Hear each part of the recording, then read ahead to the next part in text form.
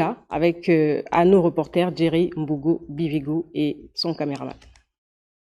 Bouffée d'oxygène pour les communicants des médias publics. De mémoire, cela fait bien longtemps, ces agents actifs, H24, tous les jours de la semaine, et même les jours fériés, n'avaient pas connu pareille fortune. Nous saluons forcément cette décision parce qu'il y avait des situations administratives en souffrance au niveau du personnel des médias, de par le gel des embauches, qui en même temps a entraîné un gel des formations en interne, donc plus de stages, plus de formation, plus de renforcement de capacité. Une mesure salutaire qui est naturellement soumise à certains critères précis. La priorité, on a dit ceux qui sont dans les médias publics. Il y a déjà ceux qui sont sur le terrain, qui travaillent et qui ont introduit des demandes d'intégration qui sont en attente. Certains ont rempli leur fiche bleue depuis, certains ont même déjà des matricules, la fonction publique, mais ils doivent être mis en solde.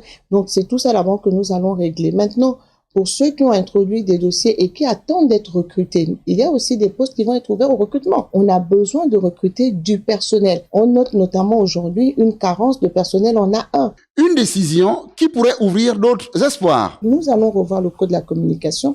Nous allons le toiletter, c'est prévu pour 2024. Dans ce travail-là, nous allons voir forcément le statut particulier des communicants parce que les humains sont les premiers acteurs du développement tout en étant les premiers bénéficiaires. Donc, si ceux qui travaillent ne sont pas placés dans des conditions idoines, on ne peut pas attendre de résultats conséquents. 500 postes budgétaires en ingé, les communicants peuvent rêver. Leurs aspirations retiennent dorénavant l'attention des autorités de la transition.